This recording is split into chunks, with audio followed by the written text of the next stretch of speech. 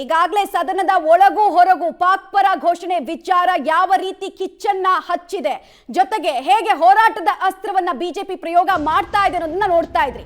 ಇದರ ಮುಂದುವರೆದ ಭಾಗವಾಗಿ ರಾಜ್ಯದಲ್ಲಿ ಜಿಂದಾಬಾದ್ ದಂಗಲ್ ವಿಪರೀತವಾಗಿ ತೀವ್ರತೆಯನ್ನ ಪಡೆದುಕೊಳ್ತಾ ಇದೆ.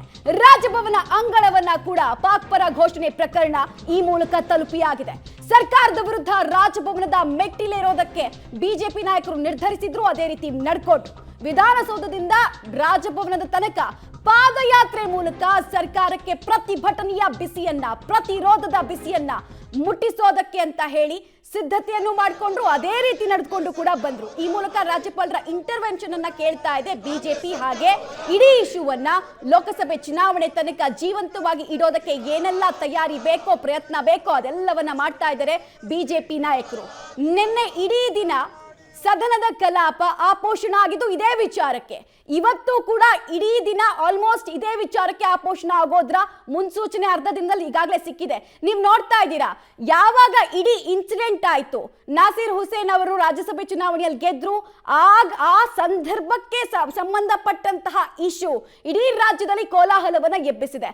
ವಿಧಾನಸಭೆಯಲ್ಲಿ ಇದೇ ವಿಚಾರ ಗದ್ದಲಕ್ಕೂ ಕೂಡ ಕಾರಣ ಆಯ್ತು.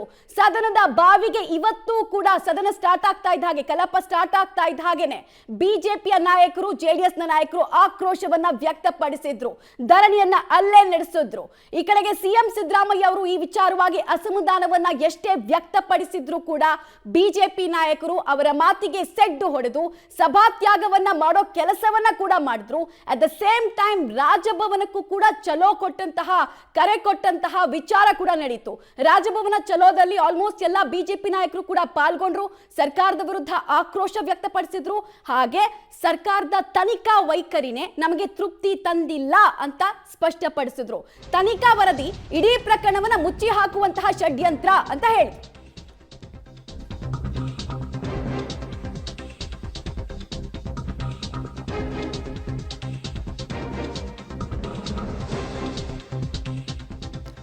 ಕಾಂಗ್ರೆಸ್ ಸರ್ಕಾರವನ್ನ ವಜಾ ಮಾಡಿ ಅಂತ ದೂರು ಕೊಡೋದಕ್ಕೆ ಸಿದ್ಧತೆಯನ್ನ ಕೂಡ ಬಿಜೆಪಿ ನಾಯಕರು ಮುಂದಾಗ್ತಾ ಇದ್ದಾರೆ. ಸಂಜೆ 7:30ಕ್ಕೆ ಸಮಯವನ್ನ ಕೂಡ ಇದೇ ವಿಚಾರವಾಗಿ ನಿಗದಿ ಮಾಡಲಾಗಿದೆ.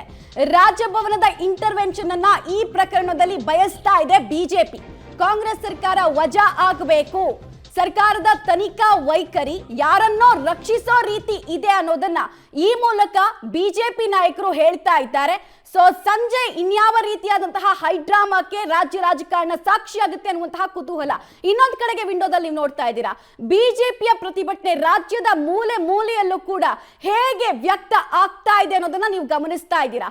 ಪ್ಲಕಾರ್ಡ್ಗಳ ಪ್ರದರ್ಶನವನ್ನ ಕೂಡ ಮಾಡ್ತಾ ಇದ್ರು. ಇನ್ಫ್ಯಾಕ್ಟ್ ನಾಸೀರ್ ಹುಸೇನ್ ಅವರ ಕಚೇರಿಗೆ ಮುತ್ತಿಗೆ ಹಾಕುವಂತಹ ಪ್ರಯತ್ನವನ್ನು ಮಾಡಿದ್ರು. ಇದಕ್ಕೆ ಕೌಂಟರ್ ಆಗಿ ಕಾಂಗ್ರೆಸ್ಸಿಗರು ಕೂಡ ಅಲ್ಲಲ್ಲಿ ಪ್ರತಿಭಟನೆಯ ಹಾದಿಯನ್ನ ಹಿಡಿದಿದ್ದು ಕೂಡ ಸ್ಪಷ್ಟವಾಗಿ ಕಾಣಿಸ್ತಾ ಇತ್ತು. ತ್ರಿವರ್ಣ ಧ್ವಜದ ಹಾರಾಟವನ್ನ ಕೂಡ ನಾವು ನೋಡ್ಬೇಕಾಗಿ ಬಂತು. ಒಟ್ಟಿನಲ್ಲಿ ಇಡೀ 2 ದಿನಗಳಿಂದ ಇಡೀ ಜಿಂದಾಬಾದ್ ಇಶ್ಯೂನೇ ಆಪೋಷಣ ತೆಗೆದುಕೊಂಡು ಬಿಟ್ಟಿದೆ. ಪಕ್ಷದ ನಾಯಕ ಆರ್ ಅಶೋಕ್ ಇದ್ದಾರೆ, ಅವರನ್ನ ಕೇಳೋಣ. ಸರ್, ಇವತ್ತು ವಿಧಾನಸಭಾ ಅಧಿವೇಶನದಲ್ಲಿ ಸಾಕಷ್ಟು ಕೇಳ್ಕೊಂಡ್ರಿ ರಾಜ್ಯ ಸರ್ಕಾರಕ್ಕೆ, ಆದ್ರೆ ಇವತ್ತು ರಾಜಭವನ ಚಲೋ ಮಾಡ್ತಾ ಇದ್ರಿ, ಏನ್ ಹೇಳ್ತೀರಿ ಸರ್? ಸರ್ಕಾರ ದೇಶದ್ರೋಹಿಗಳನ್ನ ರಕ್ಷಣೆ ಮಾಡ್ತಾ ಇದೆ. ನಮ್ಮದು ಒಂದೇ ಒಂದು, ಈ ದೇಶ ಉಳಿಬೇಕು, ಭಾರತ್ ಮಾತೆ ಗೌರವದಿಂದ ಇರಬೇಕು. ಕರ್ನಾಟಕದಲ್ಲಿ ಈ ಟೆರರಿಸ್ಟ್ ಆಕ್ಟಿವಿಟೀಸು ಏನು ಕಾಂಗ್ರೆಸ್ ಬಂದ ಮೇಲೆ ಕಳೆದ 9 ತಿಂಗಳಲ್ಲಿ ಭಯೋತ್ಪಾದನಾ ಚಟುವಟಿಕೆಗಳು, ಪಾಕಿಸ್ತಾನದ ಧ್ವಜ ಇಡೀ ಕರ್ನಾಟಕದ ಮೂಲೆ ಮೂಲೆಗಳಲ್ಲೂ ಹಾರಾಡೋಕ್ಕೆ ಶುರು ಮಾಡಿದೆ. ಎಲ್ಲ ಕಡೆ ಈ ಮುಸ್ಲಿಂ ಭಯೋತ್ಪಾದಕರು ಗಲಭೆ, ದೊಂಬಿ, ಗಲಾಟೆ ಎಲ್ಲ ಮಾಡ್ತಾ ಇದ್ದಾರೆ. ಈ ಕಾಂಗ್ರೆಸ್ ಸರ್ಕಾರ ವೋಟ್ಗೋಸ್ಕರ ಅವ್ರ ಮೇಲೆ ಯಾವುದೇ ಆ್ಯಕ್ಷನ್ ಮಾಡಲ್ಲ. ಇವತ್ತು ಅಷ್ಟೇ ವಿಧಾನಸಭೆಯಲ್ಲಿ ನಾವು ಧ್ವನಿ ಎತ್ತಿದ್ರು ಕೂಡ, ನೆನ್ನೆನೂ ಧ್ವನಿ ಎತ್ತಿದ್ರಿ, ಇವತ್ತು ಧ್ವನಿ ಎತ್ತಿದ್ರಿ, ಅವ್ರನ್ನ ಬಂಧಿಸಿ ಅಂತೇಳಿ. ಆದರೆ ಮುಖ್ಯಮಂತ್ರಿಗಳು ಈ ಸರ್ಕಾರ ಅವ್ರನ್ನ ಬಿಡಿ ಅಂತೇಳಿ ಬಿಡಿಸಿ ಕಳಿಸ್ಬಿಟ್ಟಿದ್ದಾರೆ. ಇವತ್ತು ಗೃಹ ಸಚಿವರು ಏನು ಹೇಳಿದ್ದಾರೆ, ಅವ್ರನ್ನ ಕರೆದಿದ್ರಿ, ಎನ್ಕ್ವೈರಿ ಮಾಡಿ ಬಿರಿಯಾನಿ ಕೊಟ್ಟು ಕಳಿಸಿದ್ದೀನಿ ಅಂತ ಹೇಳಿದ್ದಾರೆ. ಅಂದರೆ ಏನು, FSLI ರಿಪೋರ್ಟ್ನ ಅವ್ರ ಪರವಾಗಿ ಬರೋ ರೀತಿ ಮಾಡೋವಂಥದ್ದು. ನನಗೆ ಎಲ್ಲ ಪೊಲೀಸ್ ಅಧಿಕಾರಿಗಳು ಕೆಲವರೆಲ್ಲ ಮಾಹಿತಿ ಕೊಟ್ಟಿದ್ದಾರೆ. ಅವ್ರಿಗೆ ಯಾವುದೋ ಒಂದು ಚಾನೆಲ್ಲರು ಅದರಲ್ಲಿ ಒಂದು ದೂರ ಇದೆ, ಆ ಚಾನಲ್ ಅಲ್ಲಿ ಇರಲಿಲ್ಲ, ದೂರ ಇತ್ತದು, ಅದನ್ನು ತೊಗೊಂಡಿದ್ದಾರೆ. ಅದರಲ್ಲಿ ಏನು ನಾಸೀರ್ ಅವರು ಯಾರಿದ್ದಾರೆ, ಅವ್ರು ಜಿಂದಾಬಾದ್ ಅಂತ ಬರೋ ಥರ ಮಾಡ್ಕೊಂಡಿದ್ದಾರೆ. ಅದರಲ್ಲಿ ನಮ್ಮ ಎಲ್ಲ ಚಾನಲ್ಗಳು ನಮ್ಮದೇನಿದೆ ಕನ್ನಡ ಇಂಗ್ಲೀಷ್ ಎಲ್ಲ ಚಾನೆಲ್ಗಳು ಕೂಡ ಇದನ್ನೇನು ಬಿತ್ತರ ಮಾಡಿದ್ದಾರೆ ಅದನ್ನು ಸೈಡ್ ಲೈನ್ ಮಾಡ್ತಾ ಇದ್ದಾರೆ. ಅಂದರೆ ಮುಚ್ಚಾಕೋಕ್ಕೆ ಈಗಲೇ ವೇದಿಕೆಯನ್ನು ರೆಡಿ ಮಾಡ್ತಾ ಇದ್ದಾರೆ. ಇವತ್ತು ಯಾಕೆ ಉತ್ತರ ಕೊಟ್ಟಿಲ್ಲ FSLI? ನೆನ್ನೆನೇ ನಮ್ಮ ಜ್ಞಾನೇಂದ್ರ ಏನು ಹೇಳಿದರು, ನೆನ್ನೆನೇ ಬಂದ್ಬಿಡುತ್ತೆ FSLI ಅಂತ ಹೇಳಿದ್ರು. ಕೊಡಲಿಲ್ಲ, ಇವತ್ತು ಕೊಡಲಿಲ್ಲ. ಯಾಕೆಂದರೆ ಅಧಿವೇಶನ ಮುಗಿಲಿ, ಅಧಿವೇಶನದಲ್ಲಿ ನಾವು ಕ್ವಶನ್. ಸರ್ಕಾರಕ್ಕೆ ನಿಜವಾಗಿಯೂ ಭಯೋತ್ಪಾದಕರನ್ನ ಬಂಧಿಸಬೇಕು ಅಂತ ಕಾಳಜಿ ಇತ್ತಂದ್ರೆ, ದೇಶ ವಿರೋಧಿ ಶಕ್ತಿಗಳನ್ನ ಪಾಕಿಸ್ತಾನ ಪರ ಘೋಷಣೆ ಕೂಗಿದವ್ರನ್ನ ಬಂಧಿಸಬೇಕಂತಿತ್ತಂದ್ರೆ TV ಚಾಲನ್ಗಳಿಗೆ ಒರಿಜಿನಲ್ ಬೈಟು, ಒರಿಜಿನಲ್ ರೆಕಾರ್ಡಿಂಗ್ ಏನಿದೆ ಅದನ್ನು ಕೊಡಿ ಅಂತ ನೋಟಿಸ್ ಕೊಟ್ಟು ಅದನ್ನು ತೆಗೆದುಕೊಳ್ಳಬೇಕಾಗಿತ್ತು. ಆದರೆ ಯಾವುದೇ ರೀತಿಯ TV ಚಾನೆಲ್ಗಳಿಂದ ಒರಿಜಿನಲ್ ರೆಕಾರ್ಡಿಂಗ್ ತೆಗೆದುಕೊಳ್ಳದೆ ಸರ್ಕಾರ ಒಂದು ಸುಳ್ಳು TV ಕ್ಲಿಪ್ಪಿಂಗನ್ನು FSL ಫಾರೆನ್ಸಿಕ್ ಸೈನ್ಸ್ ಲ್ಯಾಬೊರೇಟರಿಗೆ ಕಳಿಸಿ ತಪ್ಪು FSL ರಿಪೋರ್ಟ್ ತೆಗೆದುಕೊಳ್ಳುವಂಥ ಪ್ರಯತ್ನ ಮಾಡಕತ್ತೈತಿ. ಹಾಗಾಗಿ ನಮಗೆ ಸಂಪೂರ್ಣ ಭರವಸೆ ಐತಿ, ಅಲ್ಪಸಂಖ್ಯಾತರನ್ನ ಓಲೈಸುವಂಥ, ಮುಸ್ಲಿಮರನ್ನು ಓಲೈಸುವಂಥ ಈ ಸರ್ಕಾರ ಒಂದು ಸುಳ್ಳು FSL ರಿಪೋರ್ಟನ್ನು ಕೊಟ್ಟು ಅವರಿಗೆ, ನಾಸೀರ್ ಹುಸೇನ್ ಅವರಿಗೆ ಕ್ಲೀನ್ ಚಿಟ್ ಕೊಡುವಂಥ ಕೆಲಸ ಈ ಸರ್ಕಾರ ಮಾಡ್ತೈತಿ.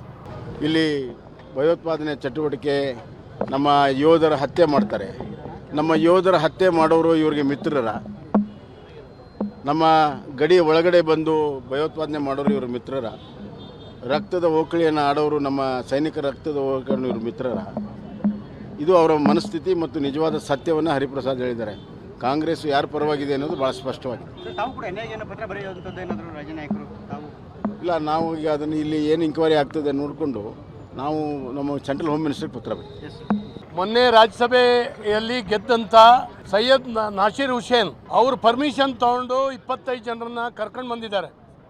ಅದರಲ್ಲಿ ಒಬ್ಬರು ದೇಶ ವಿರೋಧಿ ಘೋಷಣೆಯನ್ನು, ಪಾಕಿಸ್ತಾನದ ವಿರೋಧಿ ಘೋಷಣೆಯನ್ನು ಕೂಗಿದ್ದಾರೆ.